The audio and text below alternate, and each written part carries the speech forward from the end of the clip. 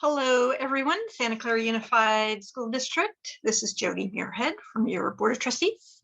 And this is my info preview for the March 24th school board meeting. So let's just dive right into it so that you can see what is going on at this week's meeting. So we've got, it's actually pretty straightforward. So I wanted to come down to the main part of the meeting and just say that we've got, Library Workers Day coming up, April 12th. So that's kind of cool.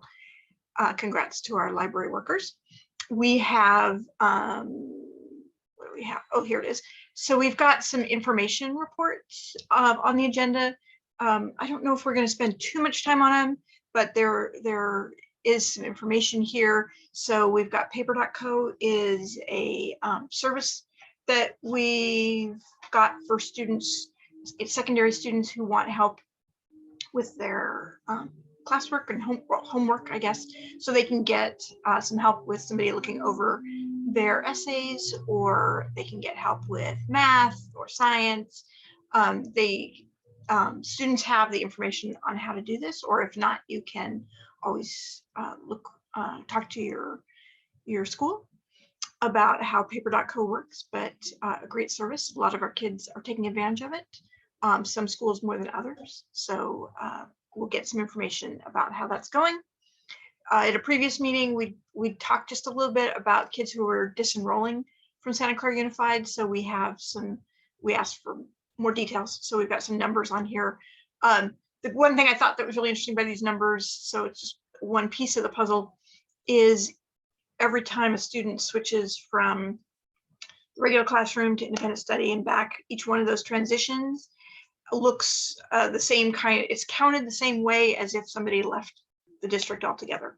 So there's some interesting numbers in there of where our kids are going when they leave Santa Clara Unified. And then we are looking at some budget reduction ideas.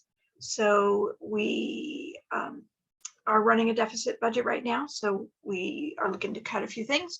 So our superintendent has come up with a few ideas of places to start. And then under discussion, we've got a couple of facilities projects. So we've got the Scott Lane Elementary Master Plan. And if you want to see what that looks like in the presentation, it shows some pictures. The only funding we have in the current bond measure is to actually, it's not even in the current bond measure. I think it's maintenance. It's money we set aside for maintenance, is to redo their parking lot and the in and out of the parking lot. But before they did a lot of work on the parking lot, they wanted to sort of master plan the whole school so that they didn't do a whole lot of work that then had to be changed. So kind of exciting to see all the changes. Now we have no funding for anything beyond the parking lot, so that's kind of disappointing. But if we were to get some funding, then they could do more things of adding more classroom space, reorganizing, making a better kitchen and multipurpose room, that sort of thing, and more classrooms. Then we also have a discussion about the Peterson and Laurelwood master plan, specifically this time talking about how many students we should build elementary school for. So as you may be aware, we're in declining enrollment now. Laurelwood, the current campus was approaching close to 800 students. Now it's backed off a bit. We're declining, so it's going to back off a little bit more. So the question is, should we build for an 800 student campus? Should we build for something in the middle? Or like I think it's 650 is what is being suggested. Is you could do just a school for 650, or you could do a school for 650 and leave room and space for additional classrooms for the additional students if it does grow up to close to 800. So we'll have to have a discussion about just what that means and how the funding would work and what size that we want to make this new school before they complete the master plan. And then there was also a request for some more information about staffing for some of our special ed classes. You may remember a couple board meetings ago, we took action to limit the size of our TK to third grade classrooms.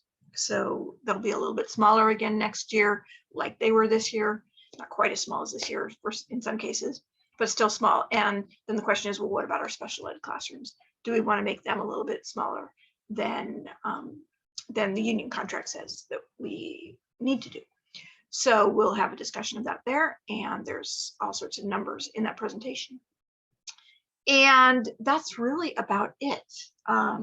There's some other things that will take some time, but they may not be as interesting to most of you. So you can look through the agenda and see if there's something else, but you can always look through these and go right into these presentations. And I hope to see you tomorrow night. The meeting starts, I think it starts at 5:30. Call to order 5 o'clock. Oh, it's a good thing I checked.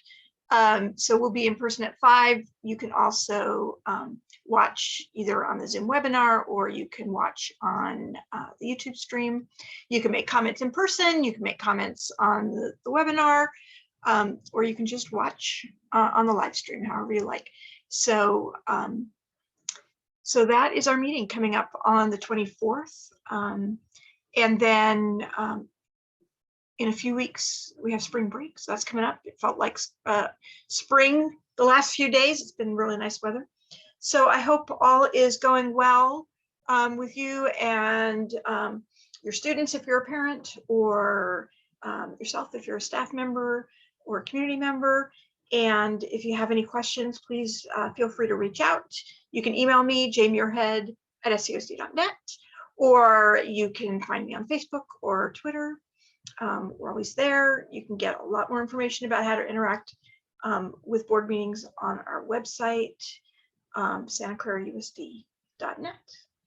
Okay, well, hope to see you tomorrow night or around in a school. See you soon.